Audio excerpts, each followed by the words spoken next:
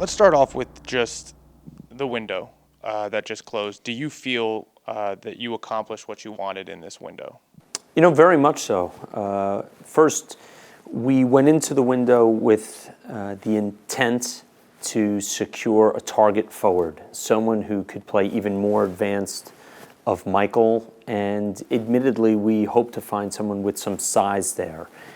We pursued some options inside of MLS, simultaneous to David, and as we gained momentum with David and his club, we moved in that direction, and we're very excited to add him to our roster. We think this one could be a bit of a special player. As we watched a lot of video on him, what we noticed is he's very influential in virtually every game, on and off the ball. And so we think that's a good fit. The other thing we wanted to do was just improve our attacking depth. And we had been talking to Colorado for some time about Luis Solignac. Colorado, for good reason, was reluctant to give him up. Some things changed there for them. We stayed at it, and ultimately we were able to secure his services. We like him. We think he can play as that target. We think he could play underneath. In a pinch, he could go wide and come inside. So those were the two big issues we wanted to address, and we're thrilled with how we were able to achieve that objective. This team has added a lot of money to its war chest over the last few windows.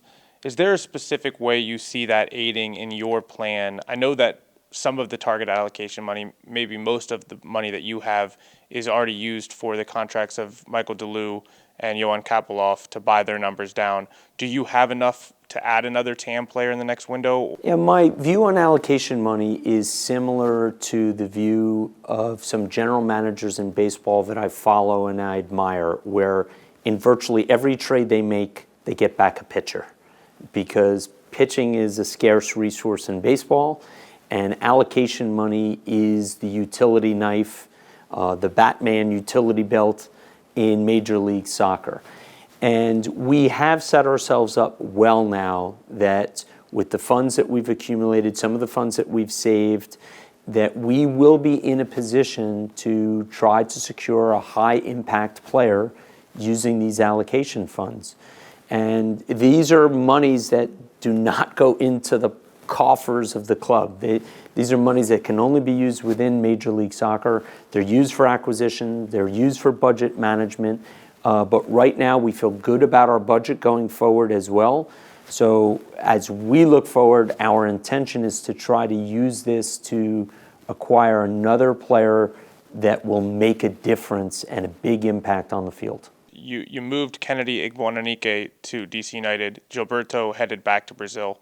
That opens 2 designated player spots in January that you can utilize.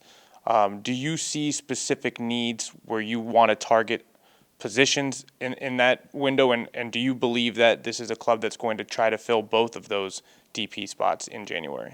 Well, from the very beginning, I've said that I think designated players should complete the puzzle.